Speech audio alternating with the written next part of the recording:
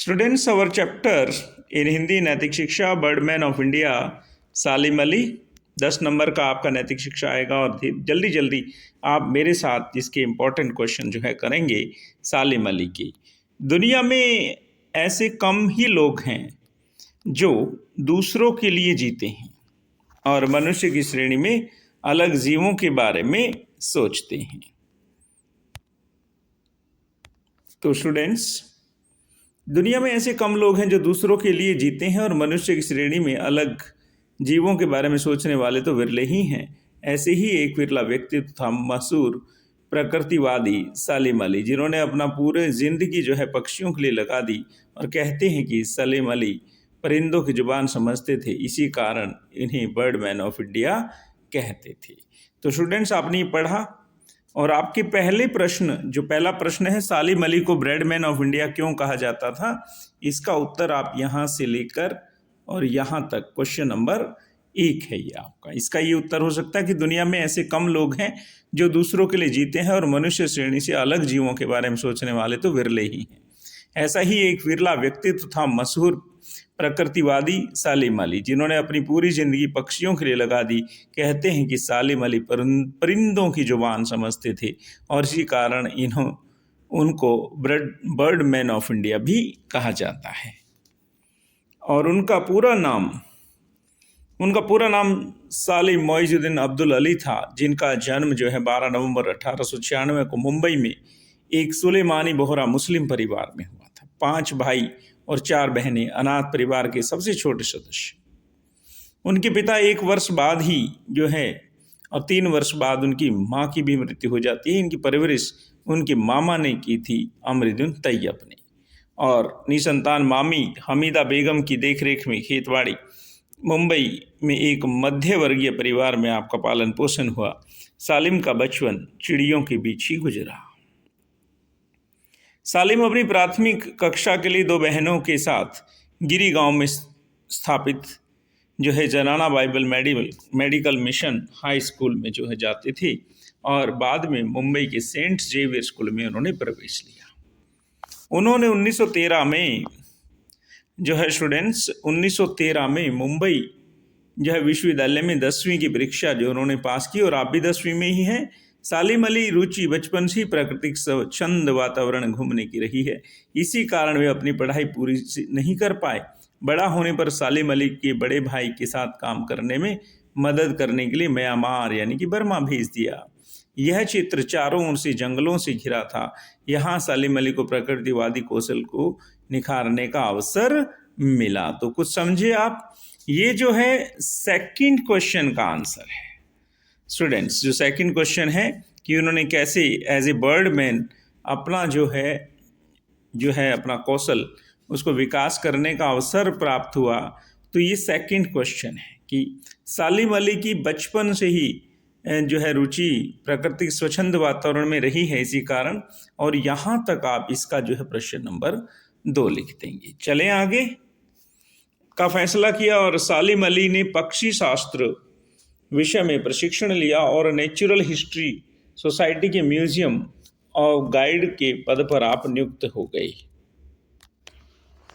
Student, तीसरा प्रश्न है कि सालिम अली ने अपनी आत्मकथा का नाम क्या रखा और क्यों रखा। ये प्रश्न ये भी बहुत इम्पोर्टेंट प्रश्न है। इसके बारे में भी आप पढ़ेंगे कि उन्होंने अपनी आत्मकथा द फॉल ऑफ स्पैरो में अली ने पीले गर्दन वाली गौरैया की घटना को अपने जीवन का परिवर्तन क्षण माना, क्योंकि उन्हें पक्षी विज्ञान की ओर अग्रसर होने की प्रेरणा वहीं से मिली। उस समय एक भारतीय के लिए यह कैरियर संबंधी असामान्य चुनाव था कि लोग इसमें कैरियर बनाते नहीं थे, वो भी पक्षियों की दुनिया में। स्टूडेंट्स, तो मिल गया आपको तीसरे प्रश्न का उत्तर।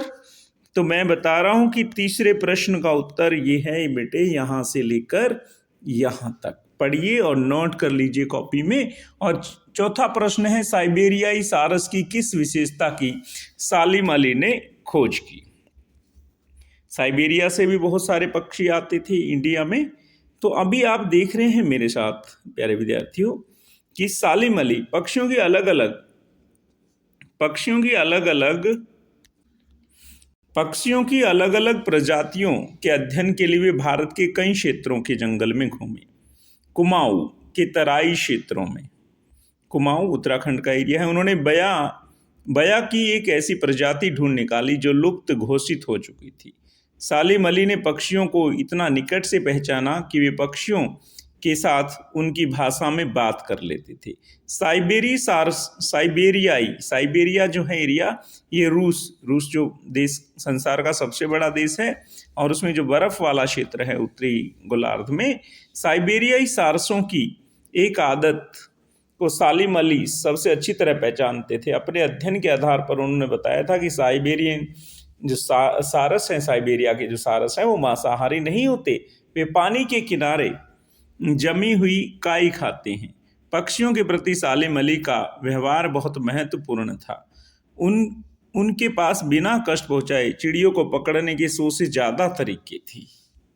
आगे समझ। तो क्वेश्चन क्या है हमारा, साइबेरियाई जो सारस था उसकी क्या विशेषता थी कि वो मांस ही नहीं खाते थे। साइबेरियाई सारस जो है वो मांस ही नहीं खाते थे। तो तीसरा प्रश्न का उत्तर बेटे यहाँ, ये तीसरा प्रश्न यहाँ से, साइबेरियाई सारस की एक एक आदत को सालिम अली अच्छी तरह से पहचानते थे। चलें आगे। गुड। चौथा क्वेश्चन है कि साइबेरियाई सारस की, ये हो गया हमारा। और उसके बाद जो है सालिम अली ने बिना कष्ट पहुंचाए चिड़ियों को पकड़ने की किन विधियों की खोज की। स्टूडेंट्स 100 से ज्यादा विधियों की उन्होंने खोज की थी। अब यहां लिखा हुआ है, देखो आप, साइबेरिया पक्षियों के प्रति सालिम अली, पक्षियों के प्रति, ये देखो, पक्षियों के प्रति सालिम अली का व्यवहार महत्वपूर्ण था। उनके पास बिना कष्ट पहुंचाए चिड़ियों को पकड़ने के 100 से ज्यादा तरीके थे। बिना कष्ट पहुंचाए चिड़ियों को पकड़ने की प्रसिद्ध गोंग एंड फायर व डेक्कन विधि सालिम अली की ही खोज है। तो पता लग गया आपको, ये प्रश्न नंबर जो है 5 का उत्तर है। कहां से? यहां से पक्षियों के प्रति सालिम अली का व्यवहार जो है महत्वपूर्ण था। उनके पास बिना कष्ट पहुंचाए, ठीक है, 100 से ज्यादा विधियां थी, गोंग एंड फायर ये, और उनकी ये विधियां हैं गोंग एंड फायर और डेक्कन विधि, ये जो है पक्षियों को पकड़ने की विधि है। आगे चले। प्रश्न नंबर 6। सन 1980 में सालिम अली ने BNHS परियोजना का भी निर्देशन स्टूडेंट्स किया। BNHS, जिसके तहत उद्देश्य भारतीय हवाई अड्डों पर पक्षियों के टकराने की घटना को कम करना था। उन्होंने भारत के उन पक्षी प्रेमियों न्यूज़लेटर फॉर बर्ड वॉचर से संबंधित के माध्यम से भी प्रारंभिक नागरिक विज्ञान परियोजनाओं पर काम करने का प्रयास किया। सालिम अली ने भरतपुर पक्षी अभयारण्य के नाम और निर्णय को प्रभावित किया, जिसे साइलेंट वैली नेशनल पार्क का बचा हुआ। डॉक्टर अली स्वतंत्र भारत में पक्षी संरक्षण मुद्दों पर काफी उनका प्रभाव था। तो देखा आपने, इस तरह से जो है सालिम अली का प्रभाव जो है भारत सरकार पे और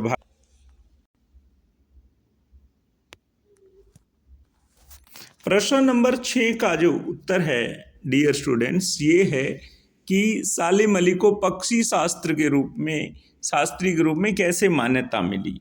इसका जो उत्तर आप यहाँ से लिखेंगे कि सालिम अली ने कई पत्रिकाओं के लिए लेख लिखे, जिनमें मुख्य रूप से journal of the Bombay natural history के लिए उन्होंने लिखा। इन लेखों के कारण ही सालिम अली को पक्षी शास्त्र के रूप में मान्यता जो उनको प्राप्त हुई थी। ये प्रश्न नंबर 6 का है। आगे चलें। ओके स्टूडेंट्स, सालिम अली को बहुत सारे पुरस्कारों से भी सम्मानित किया गया। और प्रश्न नंबर 7 यही है कि भारत सरकार ने सालिम अली को किन किन सम्मानों से सम्मानित किया और क्यों। प्रश्न नंबर 7 बिल्कुल आसान मेरे सामने है कि सालिम अली को देश विदेश की प्रतिष्ठित सालिम अली को देश विदेश की प्रतिष्ठित सम्मानों से सम्मानित किया। अलीगढ़ मुस्लिम विश्वविद्यालय और दिल्ली विश्वविद्यालय ने डायरेक्टरेट मानद उपाधि जो है दी, और पक्षियों पर किए गए महत्वपूर्ण कार्यों के लिए भारत सरकार की ओर से 1958 में पद्म भूषण और 1976 में पद्म विभूषण से उनको सम्मानित किया गया। वन जीव संरक्षण के लिए अनेक अंतर्राष्ट्रीय सम्मान उनको प्राप्त हुए। तो समझ गए, ये प्रश्न नंबर 7 का उत्तर है। ओके स्टूडेंट्स, आप पूरा पाठ पढ़ें इसको और इसी तरह से अन्य उत्तरों का जो है आप खोज करें। Okay, thank you. बने रहें देवेंद्र रोहिला ट्यूटर के साथ। Thank you very much.